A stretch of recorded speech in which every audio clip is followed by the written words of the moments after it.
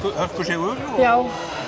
Ég talsveit kannski erfiðari náttúrulega en síðast eins og við mátt búast en svona karakter í ykkur að halda þetta út. Já, auðvitað, ég minna fram bara greiðlega sterk lið og stu byggust alveg við bara myndi koma brjálaðar og móta hver aftur og bara eins og segi, mjög erfiður leikur en mjög sátt þetta tókst að lokum. Já.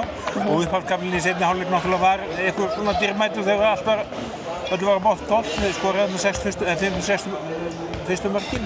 Já, einmitt. Það var svona þetta forskot sem Fram var alltaf að reyna að vinna. Já, einmitt. Það var mjög mikilvægt fyrir okkur að mæta sérstaklega í svona byrjun seinni hálfleiks aðeins að reyna koma okkur á stað betur, þannig að fá aðeins forskot á þetta. Þannig að mér finnst það bara ganga vel, en svo náttúrulega duttum við kannski aðeins niður á meðan seinni hálfleik, en eins og segi, bara mjög sátt að klára þetta og stolt bara að liðinu. Já, og svona leik sem er svona í járnum lengst af, sko. Það er svolítið karakter í þetta. Já, einmitt. Ég er bara greiðlega sátt. Og nú erum við bara konar í góða stöðu, 2 vinninga og...